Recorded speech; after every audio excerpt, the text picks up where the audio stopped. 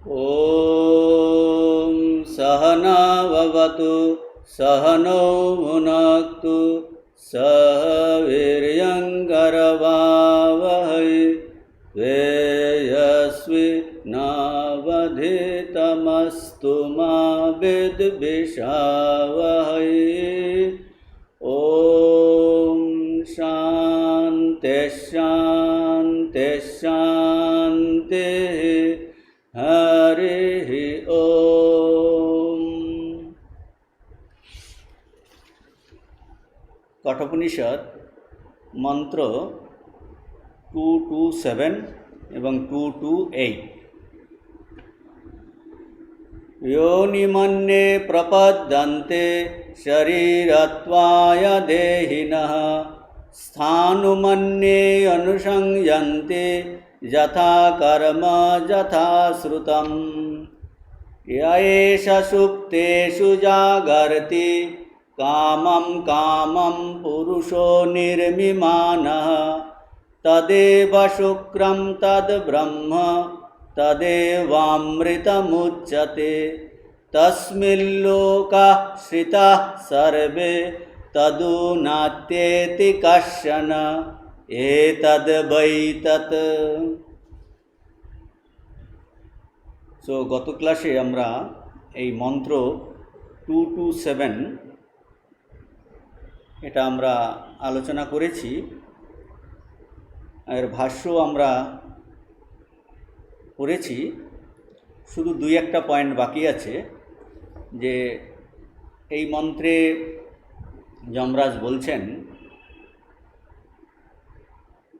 যে দেহাভিমানী এই জীবের মৃত্যুর পরে যে বিভিন্ন প্রকার সংসার গতির কথা এখানটায় বলছেন।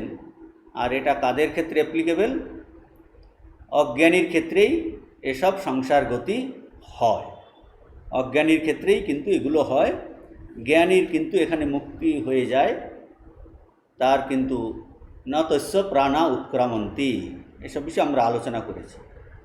আর এই যে জীবের সংসার গতি হয় এই দেহ চলে গেলে, অর্থাৎ পরবর্তী যে জন্ম হয় তাও এই বর্তমান জন্মের কর্ম আর জ্ঞানের দ্বারা নিয়ন্ত্রিত হয়েই সে নূতন জন্ম লাভ করে। এখন প্রশ্ন হলো যে আমাদের আসলে কি লক্ষ্য হওয়া উচিত? অবশ্যই আমাদের এই মুক্তির পথে যাওয়া উচিত, এবং সে পথে যেতে হলে জীবনে কীরকম কর্ম করতে হবে তা এখানে স্মরণ করিয়ে দিচ্ছেন। কিন্তু আমাদের যে বিরাট কর্মের বোঝা অনন্তকাল ধরে আমরা সঞ্চয় করেছি তার কি হবে, প্রশ্ন আসছে সেখানটাতে। সঞ্চিত কর্মফল ভোগ হতে যে কত জন্ম লাগবে তা তো আমরা জানি না।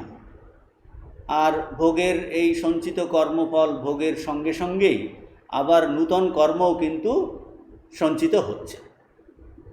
তাহলে উপায় কি? অনন্ত কর্ম, এই সঞ্চিত কর্ম আর সঞ্চীয়মান কর্ম সব মিলে এক বিপুল কর্মসম্ভার। এই মীমাংসকরা বলেন কেন, উপায় তো খুব সহজ। তারা বলছেন যে যে কর্মগুলো আছে সেগুলো ভোগ করে শেষ করে ফেলো, আর নূতন কর্ম কিছু সঞ্চয় করো না। বলছেন নূতন কর্ম সঞ্চয় না করলেই হবে, আর যেগুলো আছে সেটা ভোগ করে শেষ করে ফেলো। আর কর্ম সঞ্চয় করো না বললেই তো আমরা সেরকম সঞ্চয় করা ছাড়তে পারি না। সহজেই যে সঞ্চয় করা ছাড়া যায় তা তো নয়। আর সঞ্চয় কখন বন্ধ হবে? প্রশ্ন হলো এই সঞ্চয় করা কখন বন্ধ হবে? যখন আমাদের মনে কোনো বাসনা থাকে না তখনই এই কর্ম সঞ্চয় বন্ধ হয়। কিন্তু এ তো বেশিরভাগের ক্ষেত্রেই এটা সম্ভব নয়। আর যে সঞ্চিত কর্ম যেগুলো আছে সেগুলো ভোগের দ্বারা ক্ষয় করতে গেলে তো অনন্ত জীবন লেগে যাবে। তাহলে কবে আর এই কর্মের বন্ধন থেকে আমরা নিষ্কৃতি পাব, এই প্রশ্ন আসে। সুতরাং এর উপায় কি? তো মীমাংসকরা যে পদ্ধতি বলছেন যে সেই উপায়ও আমাদের কিন্তু খুব একটা সুবিধার নয়। এখন এই ভক্তি পথে আর জ্ঞানের পথে এর কিন্তু উপায় বলা হয়েছে, যে ভক্তির দিক দিয়েও এই উপায় হতে পারে। ভাগবতে আছে, গোপীরা এই ভগবানের বিরহে তারা যে তীব্র যাতনা ভোগ করেছিলেন, তাতে তাদের এই সঞ্চিত যত অশুভ কর্ম সেইগুলো ক্ষয় হয়ে গেছে। আর ভগবান লাভ করে তাদের যে তীব্র আনন্দ লাভ তারা করেছে, যে ভগবত অনুভবের যে আনন্দ হয়েছে তাদের, তাতে তাদের এই অনন্তকাল ধরে সঞ্চিত এই পুণ্য কর্মের সেটাও ভোগ হয়ে যায়, পুণ্য কর্মেরও ভোগ হয়ে যায়। তো এইভাবে গোপীরা তাহলে শুভ কর্ম আর অশুভ কর্ম সকল কর্ম থেকে তারা মুক্ত হয়ে গেলেন। অর্থাৎ কিনা এই ভগবান, এই ভক্তির পথেই ভগবান কৃপা করে এই সমস্ত থেকে মানুষকে মুক্ত করে দিতে পারে। ভক্তির দিক দিয়ে এই হলো একটি পথ, যে কর্ম থেকে কি করে এই কর্মের বন্ধন থেকে মুক্ত হওয়া যায়। আরও একটি পথ আছে, সেটা হলো এই জ্ঞানের পথ। যদি আমরা জানি যে আমরা কর্তা নই, তাহলে কর্মের দ্বারা আমরা বদ্ধ হব না। এই কর্তাভাব থাকলেই কর্ম কিন্তু বন্ধনে ফেলে। কর্তাভাব চলে গেলেই আর এই কর্মের বন্ধন দ্বারা আমরা আর বদ্ধ হব না। কথামৃতে ঠাকুর এই ব্যাসদেবের কথা এই কাহিনী বলছেন, যে গোপীরা একসময় যমুনা পার হতে পারছে না, তখন এমন সময় ব্যাসদেব সেখানে এসেছে। তারা সবাই ব্যাসদেবের কাছে গিয়ে উপায় জানতে চাইল কী করে এই যমুনা পার হওয়া যাবে। তখন ব্যাসদেব বললেন যে হ্যাঁ, উপায় তো হতে পারে, উপায় বলতে পারি, কিন্তু এখন আমার খুব খিদে পেয়েছে, কিছু খেতে দিতে পারো? গোপীরা তাদের কাছে যে দুধ, ননি, এইসব মাখন যা ছিল সব অত্যন্ত আনন্দের সঙ্গে ব্যাসদেবকে খেতে দিলেন। ব্যাসদেব খেয়ে এই মুখটি উঁচে বললেন, হে যমুনে, আমি যদি কিছু না খেয়ে থাকি তাহলে তুমি দ্বিধা বিভক্ত হয়ে যাও, আমরা পার হই। তো যমুনা দুভাগ হয়ে গেল, গোপীদের নিয়ে তিনি পার হয়ে গেলেন। গোপীরা ভাবলেন এ কী ব্যাপার, এত খেয়েও বললেন কিছুই খাইনি। এই হচ্ছে কথা, যে এত খেয়েও বলা যায় কিছু খাননি। সমস্ত কর্ম আপাত দৃষ্টিতে আমাদের দ্বারা হচ্ছে, তবু ভাবতে হবে, মানে বোধ এরকম হবে, সত্যি সত্যি ঠিক বোধ যে আমরা কিছু করছি না। এই হলো জ্ঞানের দৃষ্টি, যে কর্ম করব কিন্তু আমরা করছি না। তাহলে কর্ম কি করে হচ্ছে? এই গীতাতে এই কথা ভগবান বলেছেন, প্রকৃতে ক্রিয়মাণানি গুণৈ কর্মাণি সর্বশঃ অহংকার বিমূঢ় আত্মা কর্তাহমিতি মন্যতে। বলছে প্রকৃতিতে এই গুণের মাধ্যমে এগুলো ক্রিয়মাণানি, প্রকৃতিই কাজ করছে। তিনটা গুণে মিলেই সব কাজ করছে। আরও অন্য শ্লোকেও বলেছেন, ইন্দ্রিয়াণি ইন্দ্রিয়ার্থেষু বর্তন্তে ইতি ধারয়ান। এই কথা বলেছেন যে আমি কিন্তু নিত্যমুক্ত আত্মা, এই ইন্দ্রিয়ের বিষয়ে কিন্তু লিপ্ত, আমি এর থেকে সম্পূর্ণ আলাদা। আর মানে আমি কর্তা নই, প্রকৃতিতে সব কাজ হচ্ছে। সেখানে ভক্তিতে বললেন ভগবান এই কর্তা, আমি তার হাতে যন্ত্র। এখানে জ্ঞানীরা বলছেন যে আমি কর্তা নই, আত্মা হলো নিষ্ক্রিয়, তাতে কোনো কর্ম নেই, তাতে কোনো কর্তৃত্ব নেই, সব এই প্রকৃতিতে হচ্ছে।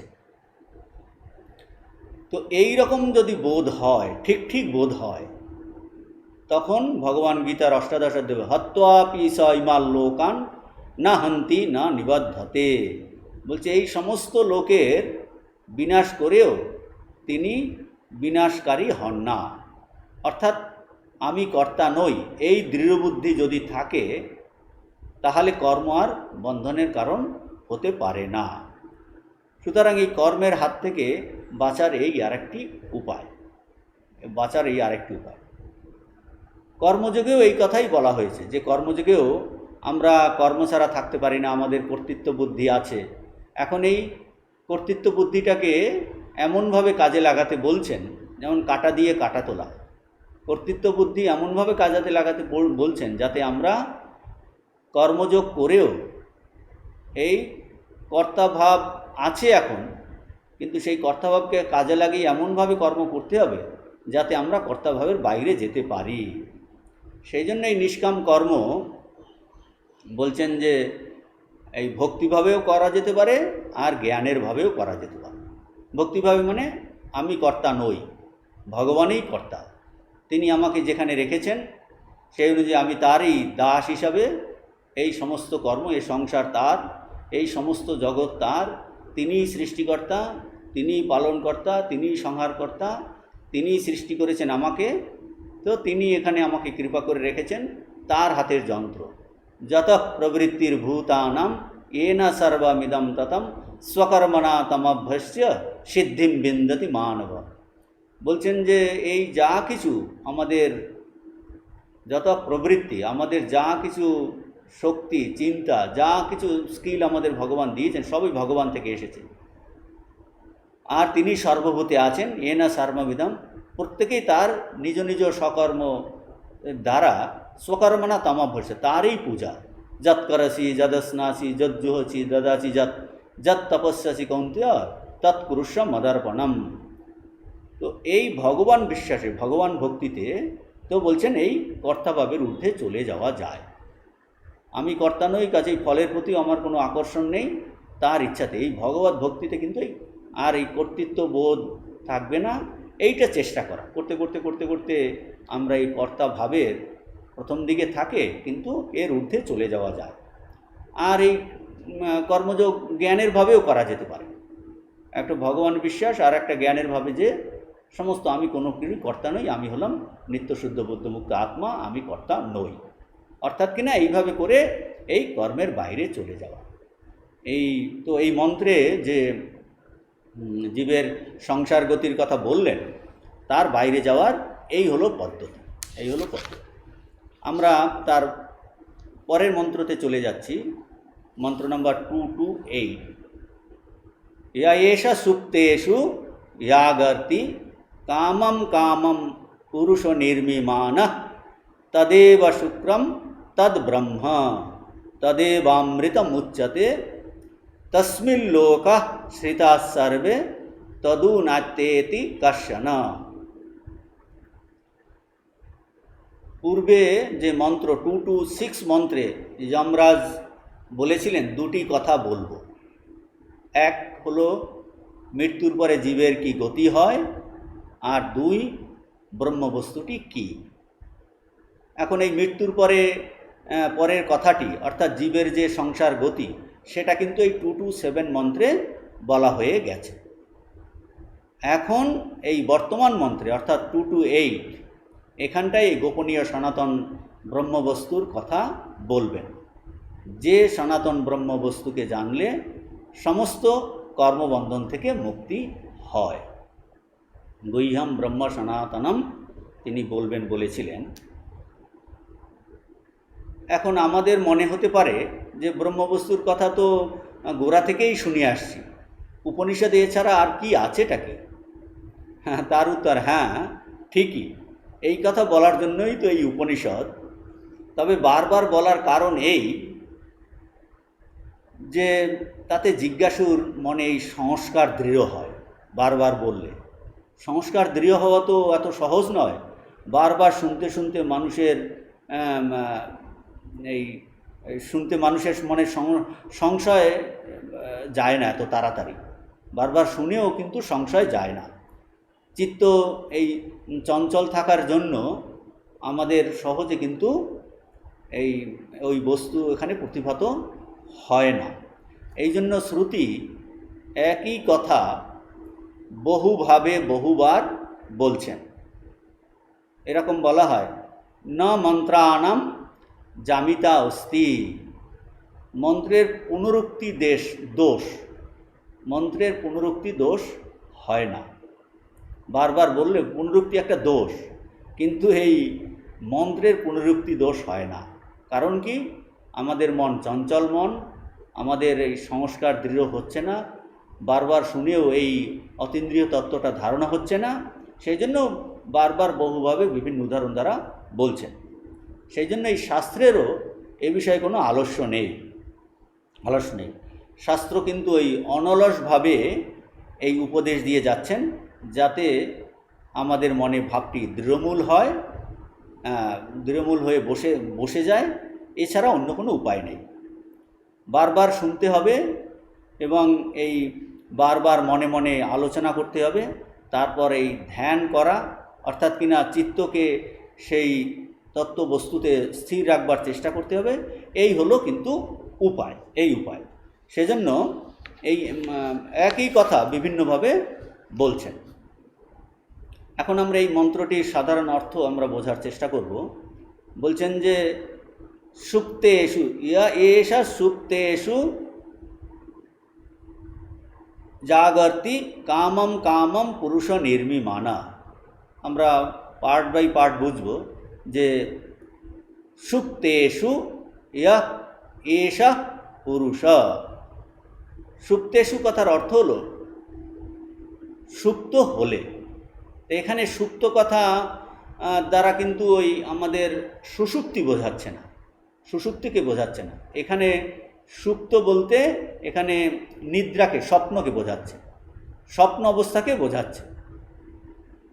এই জন্য বলছেন যে অতএব সুপ্তেষু কথার অর্থ হলো যে কি অর্থ, যে ইন্দ্রিয়াদি নিদ্রিত হলে, মানে মন তখন জেগে থাকে। মন ভিন্ন ইন্দ্রিয়াদি, চক্ষুরাদি ইন্দ্রিয়, এই সমস্তগুলো নিদ্রিত হলেও, ইন্দ্রিয়সমূহ স্ব কার্য থেকে বিরত হলেও, এটার অর্থ হলো সুপ্তেষু এষা পুরুষ। এই যে পুরুষ, তিনি কি জাগর্তি কামম কামম নির্মিমানা। কামম কামম নির্মাণ মানে, কামম কামম মানে অভিপ্রেত ভোগ্য বিষয়সমূহ মনের মধ্যে নির্মাণ করতে করতে জাগর্তি জেগে থাকেন, জেগে থাকেন। এষা পুরুষ জাগর্তি, এষা পুরুষ জাগর্তি। এই যে আত্মচৈতন্য জেগে থাকেন, আত্মা নিত্য চৈতন্য স্বরূপ, সেই জন্য তার কিন্তু এই নিদ্রাদি দোষ নেই। তা নিদ্রাদি দোষ কাদের আছে? নিদ্রাদি দোষ আছে এই ইন্দ্রিয় সমূহে। আত্মা হলো নিত্য চৈতন্য স্বরূপ, তার এই নিদ্রাদি দোষ নেই বা তার বিনাশ নেই। সুতরাং সেই আত্মচৈতন্য কিন্তু সর্বদাই জাগরিত অবস্থাতে, অতএব স্বপ্নকালেও সে জাগরিত, স্বপ্নকালেও তিনি জাগরিত। ভগবান গীতাতে বলছেন অতন্দ্রিত, বলছে তার তন্দ্রা নেই, তিনি সবসময় জেগে আছেন। তো আত্মা জাগরিত থেকে কি করেন? কামম কামম নির্মিমানা। বলছেন এই ভোগ্য বিষয় রচনা করে, জীবের সমস্ত ভোগ্য বিষয় রচনা করে আত্মা কিন্তু জেগে থাকেন। তাহলে যিনি এই স্বপ্নকালে বিভিন্ন স্বপ্নদ্রব্য সৃষ্টি করেন, তিনি কি? তিনি হলেন তদেব শুক্রম তদ ব্রহ্ম তদেবামৃত মুচ্যতে।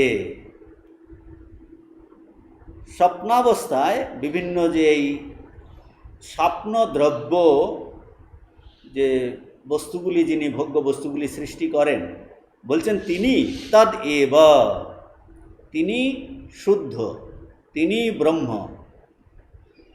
তিনি সর্বশাস্ত্রে অমৃত স্বরূপ বলে কথিত হন। তদেব ব্রহ্ম তদেবামৃত মুচ্যতে।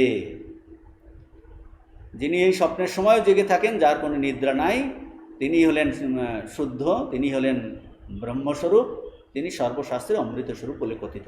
তস্মিন, সেই ব্রহ্মে, তস্মিন লোকা শ্রিতা সর্বে, পৃথিব্যাদি এই সমস্ত লোক তাতেই, অর্থাৎ সেই ব্রহ্মেতেই আশ্রিত, শ্রিতা মানে আশ্রিত, তাতেই অবস্থিত থাকে।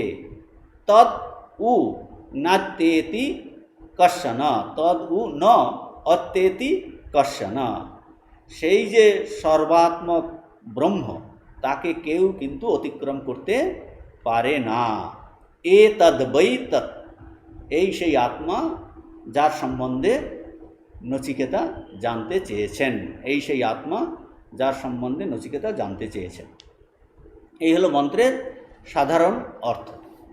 তো এই মন্ত্রতে এই যে স্বপ্নের কথা বলেছেন, এটা এই নিয়ে মানুষের খুবই আগ্রহ। আগের মন্ত্রে যেমন একটা অত্যন্ত আগ্রহের জিনিস যে মৃত্যুর পরে কি জন্ম হবে, কি করে নূতন জন্ম হয়, কোন কর্ম নিয়ে হয়, এ নিয়েও মানুষের নানান জিজ্ঞাসা। এই পুনর্জন্ম নিয়ে মানুষের কি গতি হয়, মানুষের অনন্ততার এই বিষয়ে প্রশ্ন। সেই রকম এখানে একটা বিষয় হলো স্বপ্নের কথা বলেছেন, যে যার বিষয় এই মন্ত্রেতে আলোচিত হয়েছে। কিন্তু এখানে এই স্বপ্নের বিষয় এখানে কোন প্রসঙ্গে এসেছে? স্বপ্নের বিষয় এখানে এসেছে আত্মার প্রকৃত স্বরূপ আলোচনার প্রসঙ্গে। এই যে যমরাজ বলেছিলেন, আমি তোমাকে দুটো জিনিস বলবো, গুহ্যম ব্রহ্ম সনাতনম, অর্থাৎ এই সনাতন ব্রহ্ম সম্বন্ধে যার বিনাশ নাই, সব সময়তেই আছেন, সেই যে সনাতন ব্রহ্ম আত্মা, তার স্বরূপ বর্ণনার প্রসঙ্গে এই আলোচনা প্রসঙ্গে এখন কিন্তু এই স্বপ্নের প্রসঙ্গে এসেছে। স্বপ্নের কথা, স্বপ্নেতে আমরা যে বিভিন্ন বস্তু দেখি, সেই বস্তুগুলি কি বা তাদের উৎপত্তি বা কোথা থেকে, স্বপ্ন নিয়ে মানুষের এই রকম প্রচুর উদ্ভট ধারণা থাকে। যে সাধারণ মানুষ মনে করে যে এই স্বপ্নের সময় আত্মা বেরিয়ে যায়, বেরিয়ে গিয়ে দূরে কোথাও চলে যায়, সেখানে গিয়ে সে বিভিন্ন বস্তু ভোগ করে আলাপ করে তারপর আবার ফিরে আসে, এসে আবার সব ভুলে যায়। বলছে এই রকম সব অদ্ভুত ধারণা, কিন্তু এটা ঠিক নয়। তাহলে এই আমরা পরে পরে আলোচনায় দেখব, স্বপ্নেতেও এই যে শব্দ, স্পর্শ, রূপ, রস, গন্ধ, এই সমস্ত বিষয় গ্রহণকারী যে ইন্দ্রিয়, সেই ইন্দ্রিয়গুলো কিন্তু স্ব কার্য থেকে বিরত হয়ে থাকে। অর্থাৎ তখন আমাদের এই চক্ষু, কর্ণ, নাসিকা, জিহ্বা, ত্বক, এর কোনোটাই কিন্তু তার কার্যাবলী করে না। সে সমস্ত কার্য থেকে বিরত থাকে, সে তখন ইনঅ্যাক্টিভ, সে ঘুমিয়ে থাকে, কার্য থেকে বিরত হয়। অথচ যে স্বপ্ন দেখে তার অনুভব হয়, কি অনুভব হয়? সে দৃশ্য দেখছে, অন্যের সঙ্গে কথা বলছে, অন্যের কথা শুনছে, সে কিছু স্পর্শ করছে বা কিছু খাচ্ছে, এই রকম আস্বাদ গ্রহণ করছে, গন্ধ পাচ্ছে, এই রকম তার কিন্তু অভিজ্ঞতা হয়। অথচ ইন্দ্রিয়গুলো কিন্তু সম্পূর্ণ নিদ্রিত হয়ে আছে, তার চোখ কিন্তু বন্ধই ছিল। বা কারো কারো দেখা যায় চোখ খোলা থাকে, কিন্তু সে পাশে কেউ থাকলে কিন্তু সে দেখতে পায় না, পাশ থেকে কেউ কিছু বললেও শুনতে পায় না, তাকে স্পর্শ করলেও সে জানতে পারে না। এই সব কথা মানে এইগুলো তার কোনো বোধ হয় না। অর্থাৎ কিনা ইন্দ্রিয়গুলো তার কাছ থেকে তখন বিরত। সেটা বলছে সুপ্তেষু মানে সমস্ত ইন্দ্রিয়গুলো যেন ছুটি নিয়েছে, ইন্দ্রিয় অত্যন্ত টায়ার্ড হয়ে ঘুমিয়ে পড়েছে, কাজকর্ম করছে না। অথচ এই অন্যের সঙ্গে দেখা যায় যে স্বপ্ন দেখছে, সে কথা বলছে, সে এই রকম তার অভিজ্ঞতা। এখন এই প্রশ্ন, যদি ইন্দ্রিয়সমূহ এই স্বকর্ম থেকে বিরত, তাহলে সেক্ষেত্রে স্বপ্ন কি করে অনুভূত হয়? আর আত্মা বেরিয়ে গিয়ে অনুভব করছে, এটা তো যুক্তিসঙ্গত নয়। কারণ দেখা যাচ্ছে যে আমি অমুক জায়গায় গেছিলাম, তার সঙ্গে কথা বলেছি, সেই যার সঙ্গে কথা বলেছে সে কিন্তু কিছু জানে না, যার সঙ্গে কথা বলে সে জানে না। সুতরাং এই আত্মার যে বেরিয়ে যাওয়া, এই ব্যাপারটিও কিন্তু সঙ্গত নয়। এরকম একটা উদ্ভট ধারণা আছে, কিন্তু সেটা কিন্তু সঙ্গত নয়। যেখানেই আমরা আছি বা ঘুমিয়ে পড়ছি, বলছে সেখানেই থাকি, সেখানে থেকেই কিন্তু এই স্বপ্ন দেখছি, কিন্তু মনে হচ্ছে যেন আমরা দূর দূরান্তে কোথাও চলে গেছি, কিন্তু এই জেগে দেখি সেখানেই কিন্তু আছে। অর্থাৎ কি না, এই যে দূর দূরান্তে যাচ্ছি, এই বাহ্য জিনিসটা যেন আমাদের উপর আরোপিত হচ্ছে। কোথাও এটা সব মনের মধ্যেই হচ্ছে। বলে অনুভূতি কোথায় হচ্ছে? এই সব অনুভূতি আমাদের অন্তঃকরণে, আমাদের মনের মধ্যেই এই সমস্ত কিছু হচ্ছে। আর সেখানেই আমরা এই বাহ্য জিনিসটা যে দূরে যাওয়া, সেখানেই আরোপিত হচ্ছে।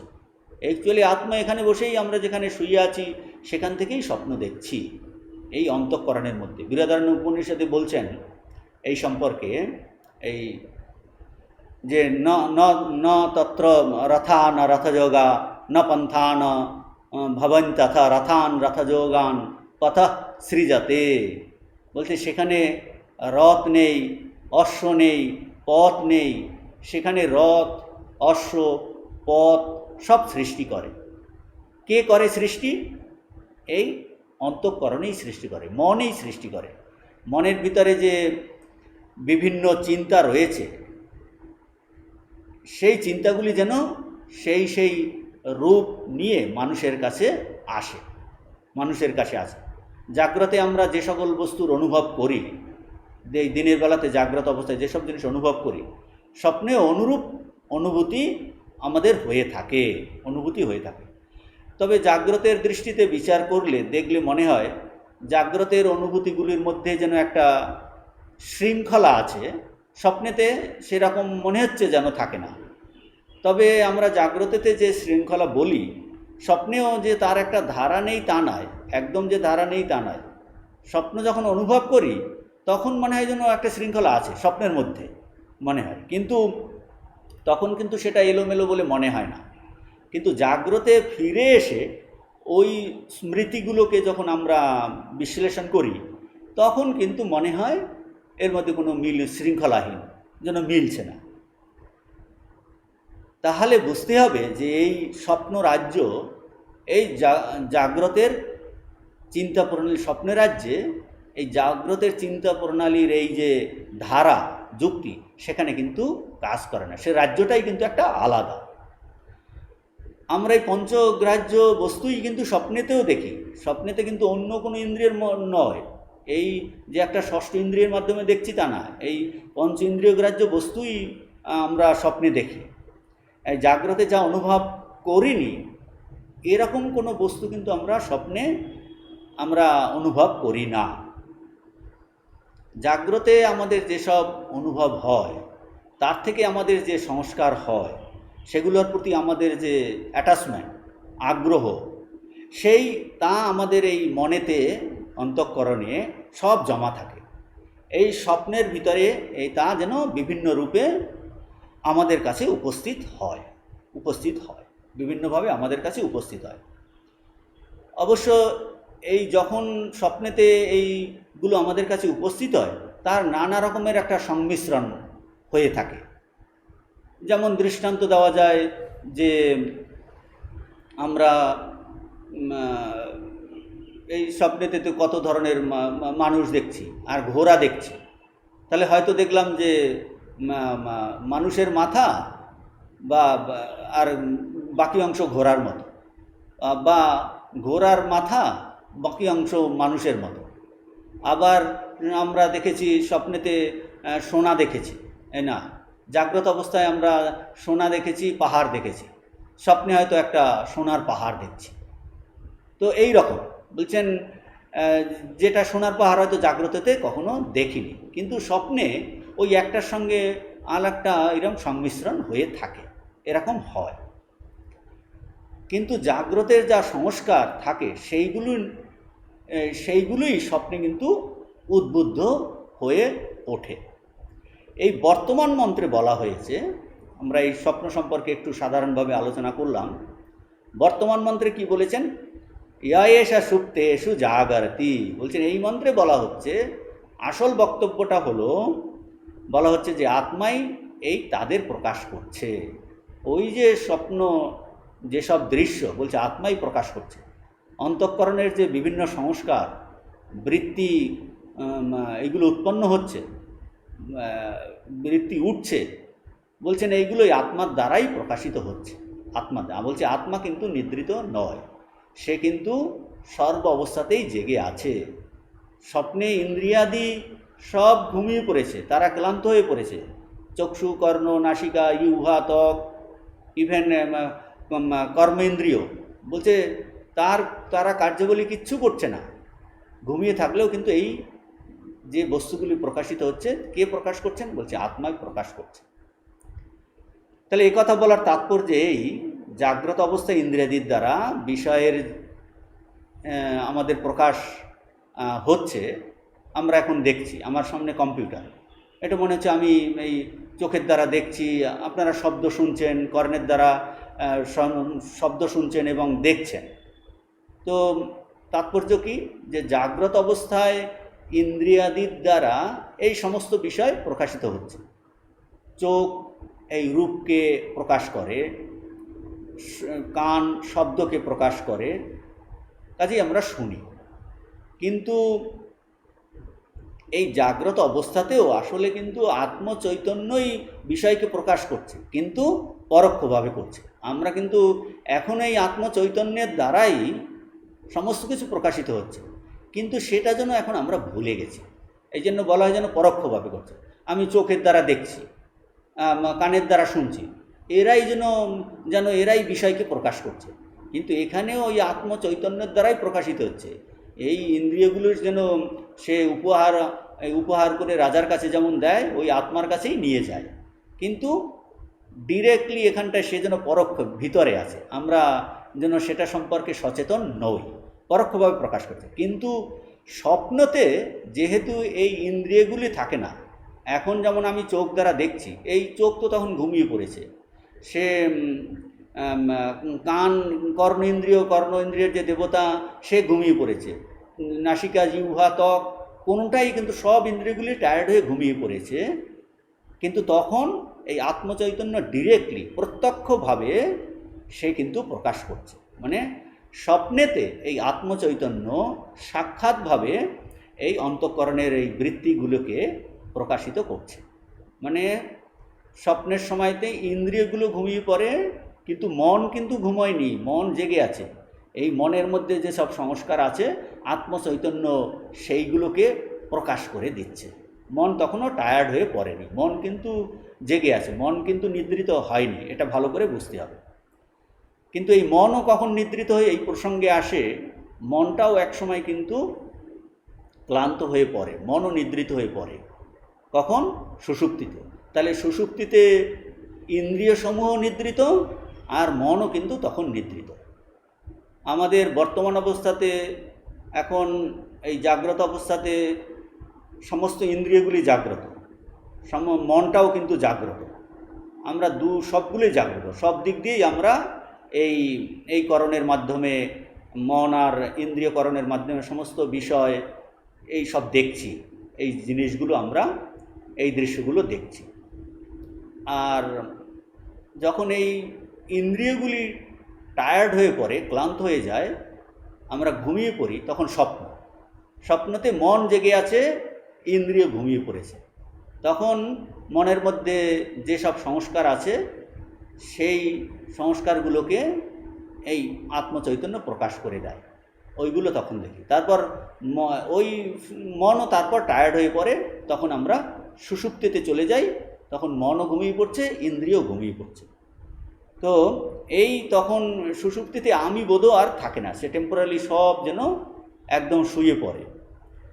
আর সুষুপ্তি থেকে উঠেই তখন কিন্তু আবার এই যখন বিশ্রাম হয়ে গেল, ইন্দ্রিয়ের বিশ্রাম হয়ে গেল, মনের বিশ্রাম হয়ে গেল, তখন আবার উঠে তখন আমি বলি আমি খুব সুন্দর ঘুমিয়েছিলাম, আমি কিছু জানতে পারিনি, মানে আমি কিছু জানিনি, এইটাকে সে জেনেছে। এই আত্মচৈতন্য কিন্তু সুষুপ্তির এই অজ্ঞানকেও জানে, যে আমি কিছু তখন জানতে পারিনি, এইটাকে সে জেনেছে। অর্থাৎ কিনা এই আত্মচৈতন্য, আত্মা পুরুষ, সে কিন্তু এই সমস্ত অবস্থাতেই জেগে আছে, জাগ্রত, স্বপ্ন, সুষুপ্তি, তার কিন্তু কখনো নিদ্রা নেই, তার কখনো কিন্তু নিদ্রা নেই। এখন আমরা এই মন্ত্রের 228 মন্ত্রের ভাষ্য দেখব। বলছেন যে যৎ প্রতিজ্ঞাতম গুহ্যম ব্রহ্ম প্রবক্ষ্যামি ইতি তদাহ। সো এর আগে যে যমরাজ বলেছিলেন যে গুহ্য ব্রহ্ম বলবো, এইরূপ যে প্রতিজ্ঞা যমরাজ করেছিলেন তা সেটাই এই মন্ত্রে বলছেন। যৎ প্রতিজ্ঞাতম গুহ্য ব্রহ্ম প্রবক্ষ্যামি, গুহ্য ব্রহ্ম আমি বলবো, তদ আহ, এই মন্ত্রে সেটা বলছেন। ইয়া এষ সুপ্তেষু প্রাণাদিষু ইয়াগর্তি ন স্বপেতি। বলছেন ইয়া এষা, এই যে আত্মচৈতন্য জাগর্তি জেগে থাকেন, অর্থাৎ নিদ্রিত হয়ে পড়েন না, ন স্বপিতি, এই আত্মচৈতন্য আত্মা ন স্বপিতি, তিনি নিদ্রিত হয়ে পড়েন না। কখন? তার কথা বলছেন প্রাণাদিষু সুপ্তেষু, প্রাণাদিষু সুপ্তেষু, অর্থাৎ চক্ষুরাদি ইন্দ্রিয় সমূহ নিদ্রিত হলে। সময়টা কখন বলছেন? চক্ষুরাদি, প্রাণাদিষু মানে চক্ষুরাদি ইন্দ্রিয় সমূহ সুপ্তেষু নিদ্রিত হলে। কাজেই এখানে বুঝতে হবে, আমরা এই প্রথমেই যেমন আলোচনা করেছিলাম, সুপ্ত কথার দ্বারা এখানে এই সুষুপ্তিকে বোঝাচ্ছে না, এখানে সুপ্ত কথার দ্বারা এই স্বপ্ন অবস্থাকে বোঝাচ্ছে। কারণ সুষুপ্তিতে কিন্তু এই ইন্দ্রিয় জেগে থাকে না, মনও জেগে থাকে না। আর কিন্তু এখানে আছে কি, এখানে স্বপ্ন অবস্থায়, সুপ্তেষু মানে স্বপ্ন অবস্থাকে বোঝাচ্ছে। কারণ পরেই আছে কামম কামম নির্মিমান, অর্থাৎ ভোগ্য বিষয় রচনা করে এই রকম বলা হয়েছে। এটার দ্বারাই বোঝা যাচ্ছে যে এখানে এই স্বপ্নের কথা বলা হয়েছে। সুষুপ্তিতে কোনো এই বাসনারূপেও ভোগ্য বিষয় থাকে না। তাহলে এই আবার এখানে বলছেন যে সুপ্তেষু মানে তাহলে এই স্বপ্নাবস্থাযুক্ত নিদ্রাপ্রাপ্ত হলে। কারা নিদ্রাপ্রাপ্ত হলে? এই ভাষ্যকার কারা নিদ্রাপ্রাপ্ত হলে, ভাষ্যকার তার জন্য ইউজ করেছেন প্রাণাদেষু সুপ্তেষু, অর্থাৎ ইন্দ্রিয় প্রবৃত্তি। তাহলে প্রাণ মানে এখানে কিন্তু এই আমাদের পঞ্চপ্রাণ পঞ্চবায়ু এই নয় আর কি, এটা নয়। সেইটা প্রাণ বলতে আমরা যদি প্রাণ অপান ব্যান এইগুলো নয়, তাহলে প্রাণ বলতে এখানে এই পঞ্চপ্রাণ নয়, তারা কিন্তু নিদ্রিত হয় না। কারণ প্রাণ প্রভৃতি বায়ু যদি নিদ্রিত হয় তাহলে কিন্তু শরীরের মৃত্যু হয়ে যাবে, যে প্রাণবায়ু যদি বেরিয়ে যায়। তাহলে স্বপ্নকালে এই মন কিন্তু জেগে থাকে, কার্য করে, কিন্তু এই প্রাণ কিন্তু লীন হয় না। প্রাণ লীন হলে মনও কাজ করতে পারবে না, আর আমরা বেঁচে থাকবো না এই অবস্থায়। তাহলে আর স্বপ্ন দেখারও কোনো প্রশ্ন আসে না। সুতরাং এই ভাষ্যেতে যে সুপ্তেষু প্রাণাদিষু, এর অর্থ হলো মন, প্রাণাদি বায়ু ভিন্ন চক্ষুরাদি ইন্দ্রিয়। তাহলে প্রাণাদিষু বলতে বোঝাচ্ছে চক্ষুরাদি ইন্দ্রিয়। সেটা 5টা জ্ঞান ইন্দ্রিয়, 5টা কর্মেন্দ্রিয় আমরা ধরতে পারি। মোদ্দা কথাটা হলো এখানে মনকে বুঝায়নি, মন তখন জেগে আছে, আর এই প্রাণাদি বায়ু কিন্তু তখন জেগে কাজ করে।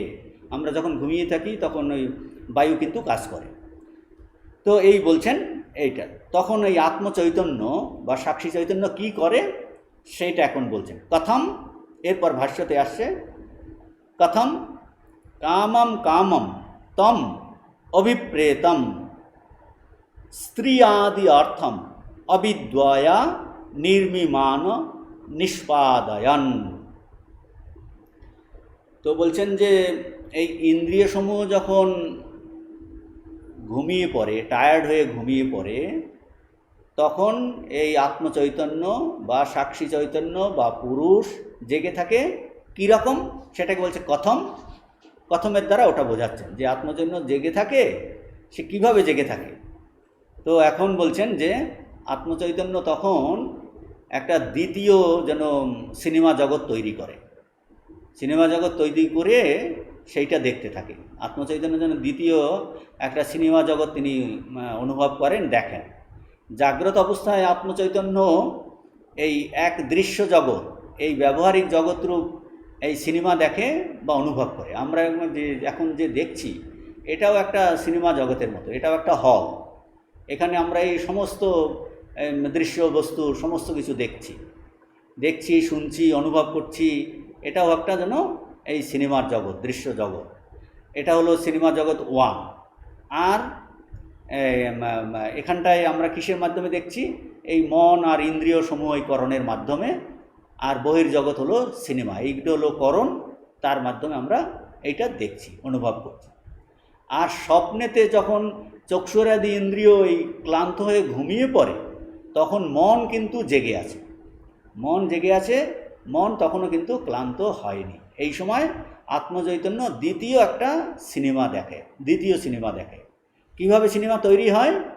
স্বপ্নে এই আত্মচৈতন্য এই মনের মধ্যে এই পূর্বের মানে জাগ্রত অবস্থার এবং আগের যথা কর্ম যথা শ্রুতম যত সংস্কার আমাদের আছে, মনের মধ্যে সব একটা হার্ড ডিস্কে সব ধরা আছে।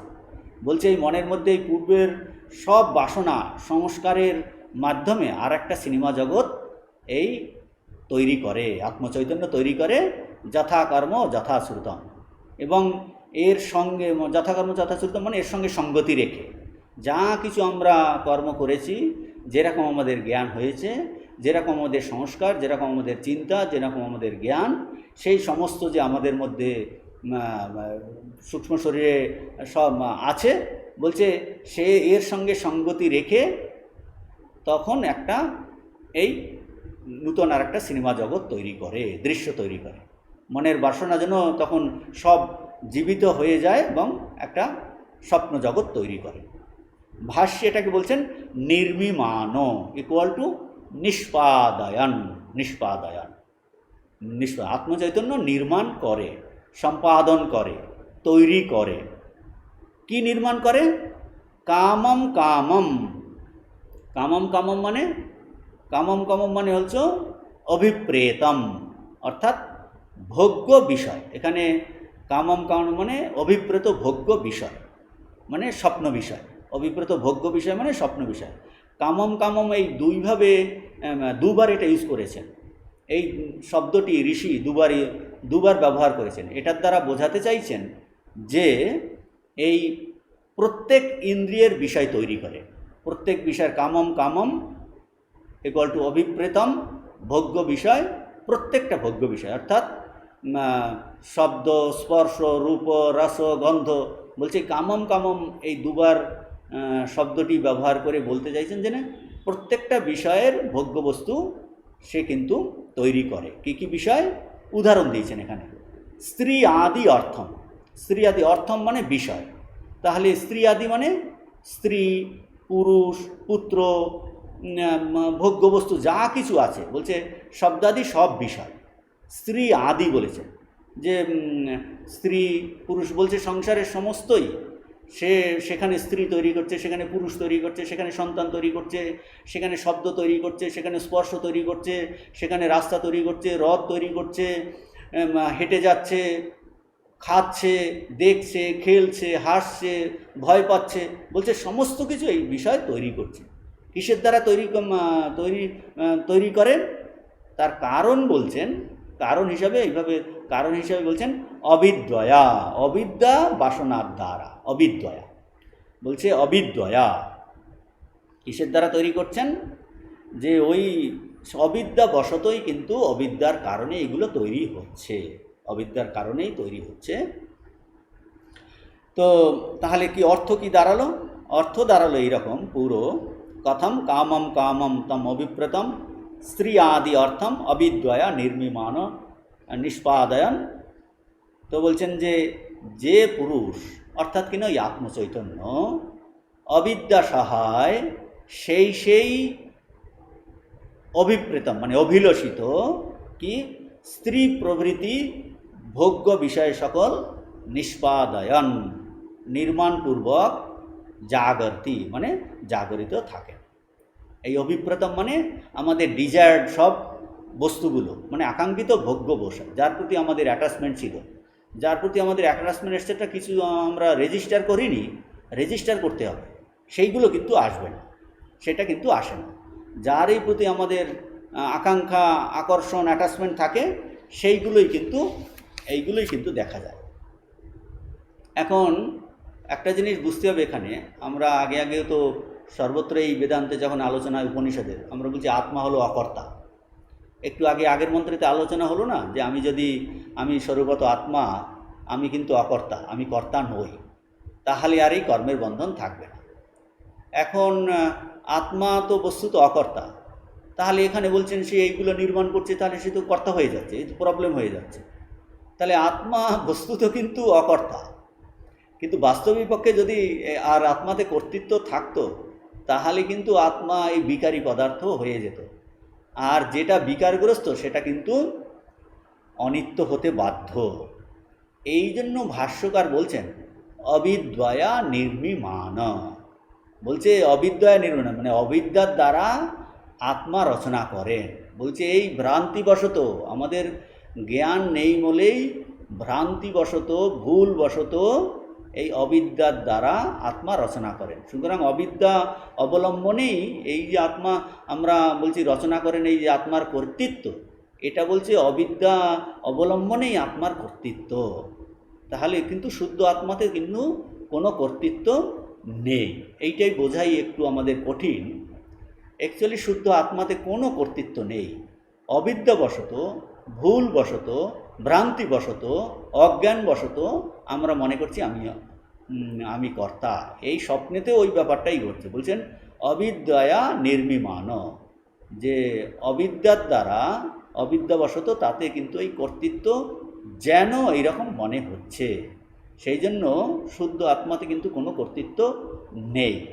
কাজেই শুদ্ধ আত্মাতে কর্তৃত্ব না থাকায় ওই দোষের, পূর্বোক্ত যে দোষের আপত্তি হয় না।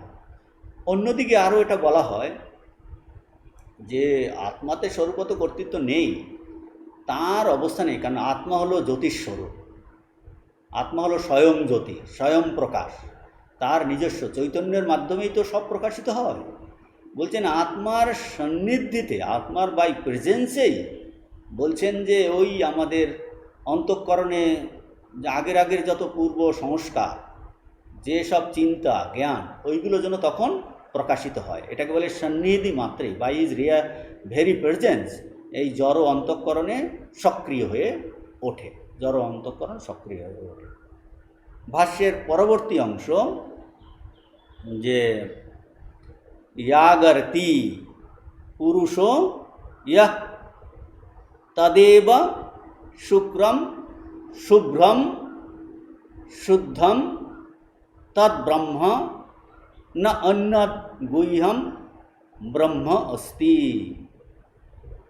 এখন বলছেন যে এই পুরুষো জাগর্তি, জাগর্তি শব্দটা প্রথমে আছে, এরকম আমরা যদি সাজাই, পুরুষো জাগর্তি অর্থাৎ এষ পুরুষ জাগর্তি, এই যে আত্মচৈতন্য, এই পুরুষ জেগে থাকেন। কখন জেগে থাকেন? যখন ইন্দ্রিয়গুলো নিদ্রিত অবস্থায়। ইয়া মানে এই রকম যে সাক্ষী চৈতন্য, তিনি এই রকম যে সাক্ষী চৈতন্য, জাগর্তি, পুরুষ জাগর্তি, এই রকম যে সাক্ষী চৈতন্য জেগে থাকেন, তিনি কি তদেব, তিনি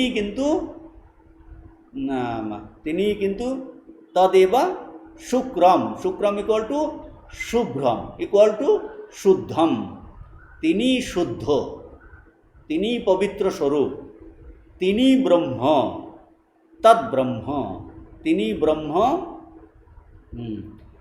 না অন্যৎ গুহ্যম ব্রহ্ম অস্তি। বলছেন তিনি ছাড়া অন্য কোনো গোপনীয় ব্রহ্ম নেই। ওই যে স্বপ্ন অবস্থায় সমস্ত ইন্দ্রিয় নিদ্রিত হয়ে গেলে যিনি এই রকম অবিদ্যার দ্বারা এই যে স্বপ্ন দৃশ্যবলী তৈরি করেন, বলছেন তিনি কিন্তু কে? বলছেন তিনি কিন্তু হলেন এই শুদ্ধ ব্রহ্ম, তাছাড়া আলাদা কোনো গোপনীয় ব্রহ্ম নেই। তো তার কথা এখানটায় বলছেন ন অন্যৎ গুহ্যম ব্রহ্ম অস্তি। তো এটার দ্বারা তাহলে কি বোঝা যাচ্ছে? বোঝা যাচ্ছে যে এই যে স্বপ্নকালে এই শুদ্ধ চৈতন্য সবসময়ই তার দ্বারা এই বস্তু প্রকাশিত, যে বস্তুগুলো প্রকাশিত হয় তিনি কিন্তু সবসময়ই তার থেকে আলাদা। যে বস্তুগুলো তিনি প্রকাশ করেন তার থেকে, প্রকাশ্য বস্তু থেকে তিনি কিন্তু সবসময় আলাদা। আর যে অনুভূত বস্তু বা প্রকাশিত ওই বস্তু বা বিষয়ের যে দোষগুলো, ডিফেক্ট, সেই দোষ কখনো এই সাক্ষী চৈতন্যকে কিন্তু স্পর্শ করে না। মানে এই শুদ্ধ মানে এই অনাত্ম ধর্ম, শুদ্ধ কথার দ্বারা বোঝাচ্ছে অনাত্ম ধর্ম, প্রকাশ্য বস্তুর মধ্যে যেসব দোষ থাকে সেই অনাত্ম ধর্ম, সেই দোষ বা কোনো বৈচিত্র্য তাতে কিন্তু নেই। তিনি কেবল প্রকাশক মাত্র। যে সকল বস্তু তার দ্বারা প্রকাশিত হচ্ছে সেই প্রকাশিত বস্তুর তাদের এই ধর্মের দ্বারা তিনি স্পৃষ্ট হন না। এটাই বৃহদারণ্যক উপনিষদে বলেছেন, অসঙ্গ হি অয়ম পুরুষ। বলছে এই পুরুষ হলো অসঙ্গ, সে কোনো কিছুর মধ্যে অ্যাটাচমেন্ট হন না, অন্যের দ্বারা তিনি স্পৃষ্ট হন না। বলছে তিনি শুধু প্রকাশ স্বরূপ মাত্র। প্রকাশিত বস্তুর যে পরিবর্তনের দ্বারা তিনি কিন্তু পরিবর্তিত হচ্ছেন না, তার মধ্যে কোনো পরিবর্তন ঘটছে না।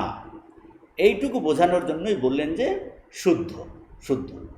যেমন আমরা সিনেমা হলে পর্দাতে কত কিছু দেখা যায়। বলছে সেখানে দেখা যাচ্ছে যে ঘোড়া দৌড়াচ্ছে, নদী বইছে, আগুন জ্বলছে। বলছে তার দ্বারা যেমন পর্দার কিছু হয় না, সেই রকম পর্দা যেরকম সেই রকমই থাকে। সেই রকম এই আত্মচৈতন্য যে জিনিসগুলোকে, সাক্ষী চৈতন্য যে সব জিনিসগুলোকে প্রকাশিত করছে, এই প্রকাশিত বস্তুর যেসব দোষ, গুণ, ডিফেক্ট, পরিবর্তন, এইগুলোর দ্বারা তিনি স্পৃষ্ট হন না, তিনি তার থেকে আলাদা। তো এই কথা বোঝাতে বলছেন শুদ্ধ। আর বলছেন তদ ব্রহ্ম, তিনি হলেন ব্রহ্ম, মানে সর্বব্যাপী, সব বিষয়ের মধ্যে তিনি সর্বব্যাপী, অবিকারী বস্তু। নান্যৎ গুহ্যম ব্রহ্ম অস্তি। বলছে ন অন্যৎ গুহ্যম ব্রহ্ম, ন অন্য মানে সাক্ষী চৈতন্য ছাড়া আলাদা কোনো গুহ্য ব্রহ্ম বা গোপনীয় ব্রহ্ম বস্তু নাই। অর্থাৎ যে সাক্ষী চৈতন্য এই স্বপ্নকালে জেগে থাকে, মনের সব বৃত্তিকে স্বপ্নরূপ দেয়, সেই সাক্ষী চৈতন্যই হলো ব্রহ্ম। আর সে গুহ্য, গোপনীয়। কেন? তাকে আলাদাভাবে আমরা বিষয়রূপী তো আর পাচ্ছি না, তাকে দেখা যায় না। সে হলো আমাদের প্রকৃত স্বরূপ, প্রত্যক্ষ চৈতন্য। সে কখনো বিষয় হয় না।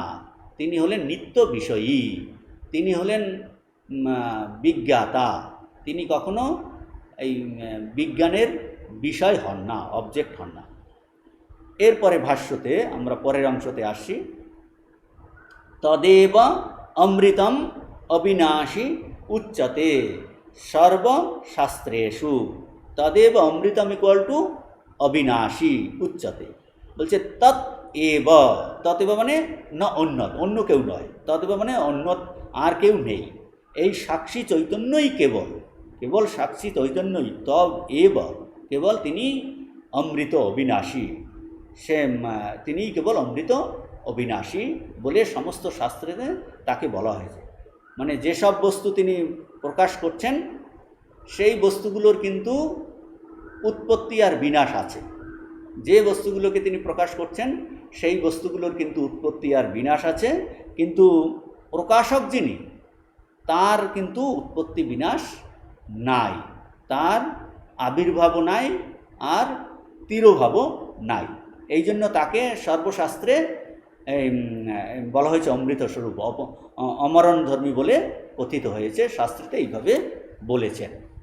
এর পরবর্তী অংশে আমরা চলে যাচ্ছি। কিঞ্চ পৃথিব্যাদয় লোকা তস্মিন্নেব সর্বে ব্রহ্মণি শ্রিতা আশ্রিতা সর্বলোক কারণত্বাৎ তস্য তদু নাত্যেতি কশ্যন ইত্যাদি পূর্ববদ এব। বলছেন কিঞ্চ পৃথিব্যাদায় লোকা। তাহলে লোকা ইকুয়াল টু কি? পৃথিব্যাদায় সর্বে লোকা। এই হলো লোকা কথার অর্থ হলো মূলেতে আসে তসমিন লোকা। লোকা মানে শঙ্করাচার্য বলছেন পৃথিব্যাদায় সর্বে লোকাহা, মানে এই ভূলোক থেকে শুরু করে এই যে চতুর্দশ ভুবন ব্রহ্মাণ্ড বলি, এই যে সমস্ত সৃষ্টিতে যা কিছু আছে, তাহলে কিঞ্চ আরও এই কথা যে কি কথা? পৃথিবী প্রভৃতি যে সমস্ত লোকসমূহ তসমিন মানে সেই ব্রহ্মতেই আশ্রিত। তার কারণ কি? শঙ্করাচার্য বলছেন যেহেতু তিনি সমস্ত লোকের কারণ, তিনি হলেন সমস্ত কিছুর কারণ, মূল সত্তা। তাতে আশ্রিত এই জন্য কারণ তিনি হলেন সমস্ত কিছুর কারণ, মূল সত্তা। তাকে কেউ অতিক্রম করে যেতে পারে না, অতিক্রম করতে পারে না। এই অংশ বলছেন, এই অংশে পূর্বের মতো, এটা আগে ব্যাখ্যা হয়ে গেছে। তাহলে সমস্ত লোক, এই বস্তু জগৎ তাকে আশ্রয় করে কিন্তু রয়েছে। প্রকাশিত এই সকল বস্তু সেই প্রকাশকের আশ্রয় করে অবস্থান করছে। যদি সেই প্রকাশ বা আশ্রয় না থাকে তাহলে কোনো বস্তুই কিন্তু প্রকাশিত হবে না। আমরা যা কিছু আমাদের বস্তুর অনুভব হচ্ছে, বলছেন তিনি আছেন বলেই এই বস্তু প্রকাশিত হচ্ছে, অনুভূত হচ্ছে। তিনি না থাকলে আর কোনো কিছু এই বস্তু প্রকাশিত হতো না, অনুভূত হতো না। এইটাকে বলে আশ্রয়। তাহলে কাকে বলে? বলছে যা না থাকলে অন্য কোনো বস্তু থাকে না, তাকে আধার বলা হয়। আধার বা আশ্রয় কাকে বলে? যা না থাকলে, না দিয়ে বলছেন যা না থাকলে অন্য কোনো বস্তু থাকে না, তাকে বলা হয় আধার। কাজেই তিনি অর্থাৎ এই ব্রহ্মই হলেন সমস্ত বস্তুর আধার। তিনি না থাকলে অন্য কোনো বস্তু কিন্তু থাকে না, সে ব্রহ্মই হলেন এই সমস্ত কিছুর আধার। তারপরে কি বললেন? তদু নাত্যেতি কশ্যন, কেউ তাকে অতিক্রম করে যেতে পারে না। কশ্যন না কশ্যন, তাকে কেউ অতিক্রম করে যেতে পারে না। অর্থাৎ ভাবটা কি? ভাব হচ্ছে জগতে যত কিছু বস্তু আছে, যত কিছু অনুভূত হয়, সে সমস্ত বস্তুরই প্রকাশ হলো সেই ব্রহ্ম প্রকাশ। সুতরাং তাকে কেউ অতিক্রম করে যেতে পারে না। যদি তা হতো, অর্থাৎ এই ব্রহ্মকে অতিক্রম করে যেতে পারত, তাহলে সেই বস্তু আর তাকে প্রকাশ করতে পারো না। কারণ একমাত্রই হলো ব্রহ্ম, হলো স্বয়ং জ্যোতি, আত্মা হলো স্বয়ং জ্যোতি। কাজেই তাকে যদি কেউ অতিক্রম করতে পারত, মানে এইরকম একটা যদি আমরা ধরেও নেই, তাহলে সেই বস্তু আর প্রকাশ হতো না। কারণ এই বস্তুর অস্তিত্বের প্রমাণ হলো তার প্রকাশ, আর তার প্রকাশ ব্যতিরিক্ত আর কিছুর প্রকাশ নেই। কাজেই প্রকাশ ব্যতিরিক্ত হয়ে সে ব্রহ্ম ছাড়া সে কিন্তু অবস্থান করতে পারে না। প্রকাশ ব্যতিরিক্ত হয়ে কোনো বস্তু থাকতে পারে না। এ তদ্বৈ তৎ, ইনি সেই আত্মা। শঙ্করাচার্য এই তদু নাত্যেতি কশ্যন এর অংশের আর ব্যাখ্যা করেননি, কারণ এটা পূর্বে একটা মন্ত্রে ব্যাখ্যা করা হয়েছে। ওই যে 219, সেখানটায় এই 219 মন্ত্রে তম দেবা সর্বে অর্পিতা তদু নাত্যেতি, ওখানটায় বলেছিলেন যতশ্রোদেতি সূর্য অস্তম যত্র চ গচ্ছতি তম দেবা সর্বে অর্পিতা তদু নাত্যেতি কশ্যন এ তদ্বৈ তৎ। এই যে তদু নাত্যেতি কশ্যন বলছে, ওখানে পূর্ববৎ মানে সেটা কিন্তু আগে এখানে ব্যাখ্যা করা হয়ে গেছে, পূর্ববৎ। এই মন্ত্রের আমরা এই ভাষ্যটা হয়ে গেল। আমরা পরের মন্ত্রেতে আমরা চলে যাব, কিন্তু এখানটা একটা প্রশ্ন উত্থাপন হতে পারে, যে এই মন্ত্র থেকে একটি প্রশ্ন উত্থাপিত হতে পারে কি? সেটা যে এই যে আমাদের জাগ্রতকালীন এই যে পরিদৃশ্যমান বিষয়গুলি, এইগুলি বেদান্ত মতে কী বলে? অবিদ্যাজন্য। যে কারণ ঈশ্বর স্বয়ং নিজ এই অচিন্তনীয় অনির্বাচনীয় মায়ার সাহায্যে এই জগৎ সৃষ্টি করেন বলে জগৎ হলো, আমরা বলি, মায়িক পদার্থ। তিনি মায়ার দ্বারা এটা সৃষ্টি করেছেন। আর এই জীবও কি ঈশ্বরের এই ত্রিগুণাত্মিকা মায়াতে মোহিত হয়ে সেই নামরূপাত্মক জগৎকে আমরা সত্য বলে মনে করে এটাও এই অবিদ্যাবশতই হয়ে থাকে। আমরা এটাকে সত্য বলে মনে করছি, এটা অবিদ্যার কারণেই। এখন প্রশ্ন আসছে যে এই স্বপ্নাবস্থার যে এই কাম্য ভোগ্য বস্তু সমূহ, এটাও এই অবিদ্যার দ্বারাই এই আত্মচৈতন্যের সান্নিধ্যে সৃষ্টি হয় বলা হয়েছে। অর্থাৎ কিনা এই জীবাত্মাই আত্মচৈতন্যই সৃষ্টি করে, অবিদ্যায়া নির্মিমান, অবিদ্যার দ্বারাই এ করছে। এখন প্রশ্ন আসবে এইরকম যে দুটোই কিন্তু অবিদ্যার দ্বারা তৈরি, সুতরাং জাগ্রত যে দৃশ্য এবং স্বপ্নের দৃশ্যের মধ্যে কোনো প্রভেদ থাকতে পারে না। অথচ এই লোকের এই জাগ্রত দৃশ্যের এই যে ব্যবহারকালে কিন্তু বাদ হয় না। আমরা কালকেও এটা দেখেছি, বলছি ব্যবহারকালে কোনো এই জাগ্রত দৃশ্যের কিন্তু বাদ হচ্ছে না। এখন এটা তো কবে থেকে এই জগৎ আছে এইসব দেখেই আসছি, এটার বাদ হচ্ছে না। একমাত্র এই ব্রহ্মজ্ঞান হলে, ব্রহ্মজ্ঞান না হওয়া পর্যন্ত জগতের এই যে বিষয়, এই পৃথিবী, আকাশ, এই বায়ু, জল, পৃথিবী ইত্যাদি, এগুলো কিন্তু বাধিত হয় না। মানে একমাত্র বলে ব্রহ্মজ্ঞানে কুত্র লীনমিদম জগৎ, এই জগৎ আর এই হিসাবে দেখা যায় না। এই নির্বিকল্প সমাধিতে তখন বাধ হয়, ব্রহ্মজ্ঞানে এটা বাধিত হয়ে যায়। আর কিন্তু এই স্বপ্নের বিষয়গুলি কিন্তু এই জাগরণকালে, জাগ্রত অবস্থায় কিন্তু বাধিত হয়। স্বপ্নে আমরা রাতে যেগুলো দেখেছি এখন কিন্তু সেসব নেই, সে বাধিত হয়ে গেল, বাধিত। প্রশ্ন এটা কি প্রশ্ন? এই রকম প্রশ্ন আসতে পারে যে এখানে শ্রুতি যে এই স্বপ্নের বিষয়গুলিকে অবিদ্যার দ্বারা নির্মিত বলে জাগ্রতকারীর দৃশ্য জগৎ থেকে কি প্রভেদ দেখালেন। এখানটায় বলছেন যে জাগর্তি কামম পুরুষ নির্মিমান, যে এটাও এই স্বপ্ন বিষয়গুলিকে এই অবিদ্যার দ্বারা নির্মিত বলে এই জাগ্রতকালীন দৃশ্য জগৎ থেকে কি তফাৎ দেখালেন, এই একটা প্রশ্ন। যে এটাও তাহলে দুটোর মধ্যে তফাৎ কি? এর উত্তর কিন্তু এই বেদান্তের উত্তরটা কি? উত্তরটা হলো যে এই বেদান্তের যে চরম সিদ্ধান্ত বা পরম সিদ্ধান্ত হচ্ছে যে এই স্বপ্নের দৃশ্য আর জাগ্রতের দৃশ্যের মধ্যে কোনো প্রভেদ নাই। স্বপ্ন দৃশ্য যেমন মিথ্যা, এই জাগ্রত দৃশ্য এই যা কিছু দেখছি বলছে সেই রূপ, সেটাও মিথ্যা। আর কেউ বলতে পারি আমরা যে এই জাগ্রত দৃশ্যগুলি দীর্ঘকাল স্থায়ী আর স্বপ্ন দৃশ্য তো অল্পকালে স্থায়ী, বলছে তার সুতরাং এদের মধ্যে একটা প্রভেদ আছে। কিন্তু এটাও এই আশঙ্কা অমূলক। কারণ কি? কারণ হলো এই যে কালের ধারণা, সময়ের ধারণা, বলছে এটাও অবিদ্যা কল্পিত বলে এই যে কালের দীর্ঘত্ব আর অল্পত্ব প্রভৃতিও কিন্তু মিথ্যা। এইগুলো এই সব মনের কল্পনা। এই দেশ কাল নিমিত্ত, এই মনই হলো মায়া, এই মনের মধ্যেই এই দেশ কাল নিমিত্ত সব মনের মধ্যে। বস্তুত এই একটা কাল বলে কিছু নেই, এইরকম বিষয় বলে কিছু নেই। ঋষির অনুভব হলো কি এই একম এবং অদ্বিতীয় এক তত্ত্বই আছে, চৈতন্য সত্তা মাত্রই কিন্তু নিরন্তর বিদ্যমান। এইটা হলো ঋষির অনুভব। এই চরম সিদ্ধান্ত কিন্তু একমাত্র এই উত্তম অধিকারীর পক্ষেই এটা বুঝতে, ধারণা করা সম্ভব।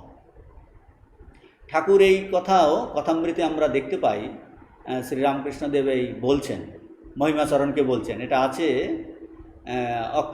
26 অক্টোবর 1884, যে ঠাকুর এই বেদান্ত বিচারের কথা, এইসব কথা বলছেন। বেদান্ত বিচারে সংসার মায়াময়, স্বপ্নের মতো সব মিথ্যা। যিনি পরমাত্মা তিনি কিন্তু এই সাক্ষী স্বরূপ, জাগ্রত, স্বপ্ন, সুষুপ্তি 3 অবস্থারই সাক্ষী স্বরূপ। স্বপ্ন যত সত্য আর জাগরণও সেইরূপ সত্য।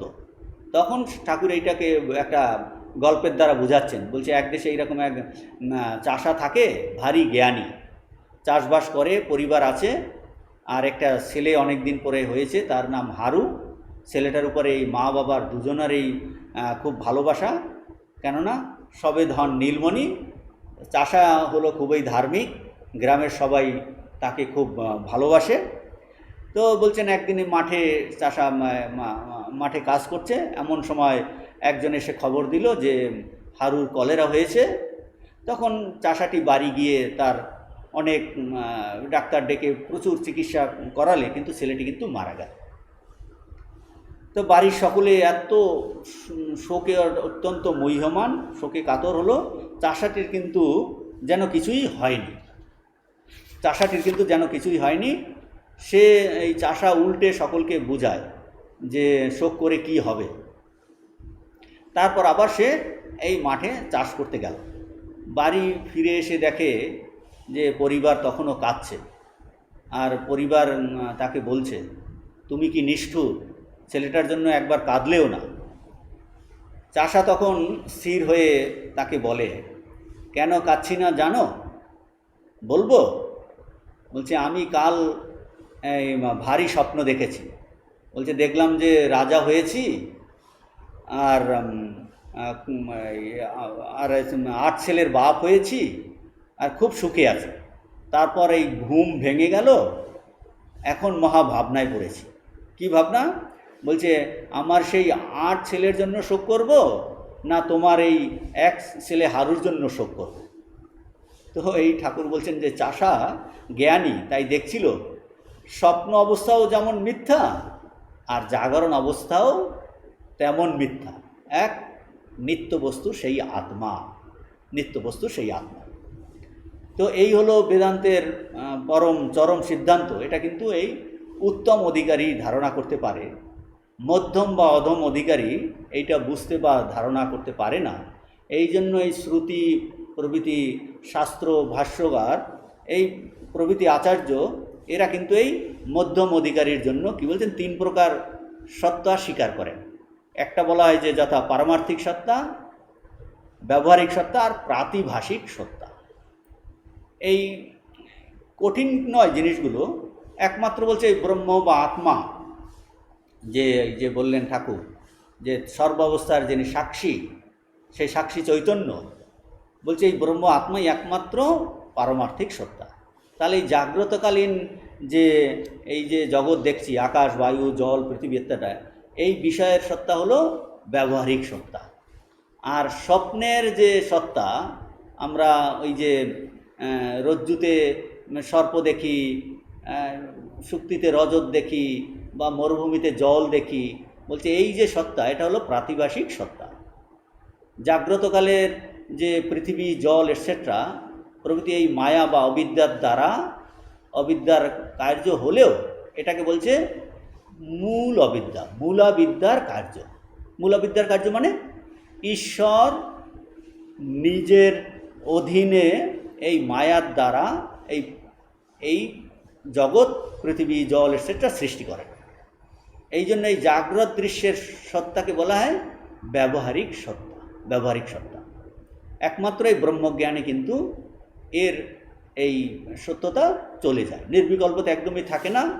সেখান থেকে বুদ্ধা নিলে তারা এই জগৎটাকে দেখে নামরূপাত্মক, কিন্তু এক ব্যাকগ্রাউন্ডে এক শুদ্ধ চৈতন্যই তাদের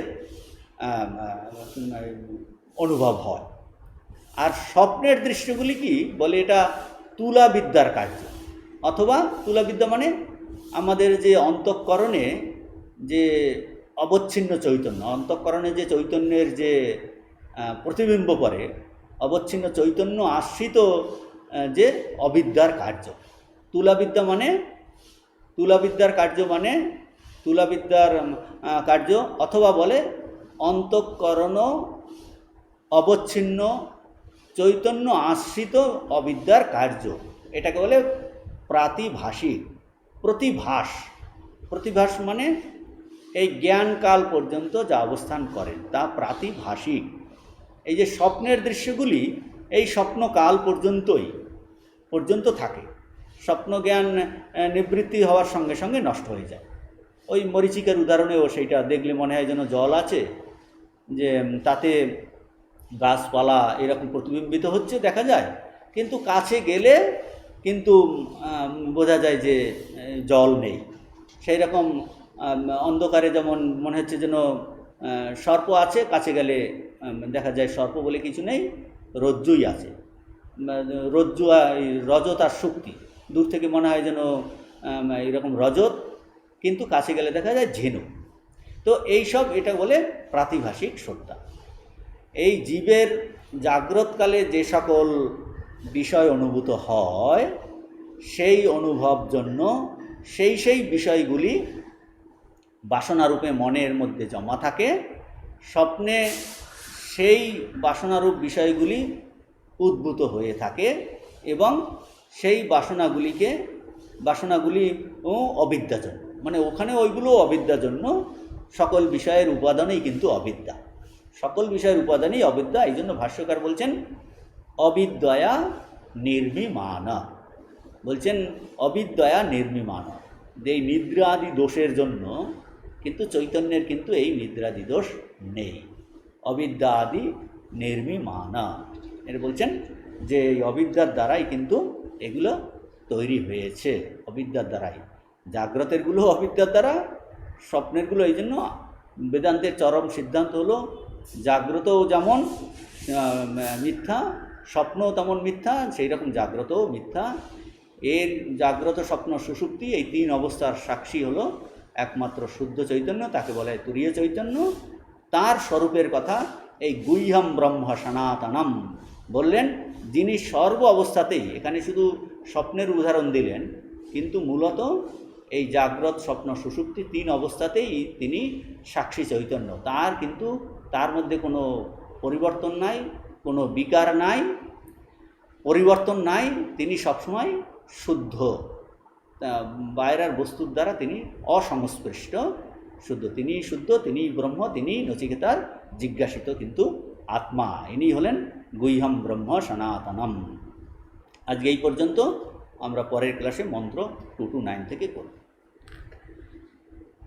ওম শান্তি শান্তি শান্তি। হরি ওম তৎসৎ।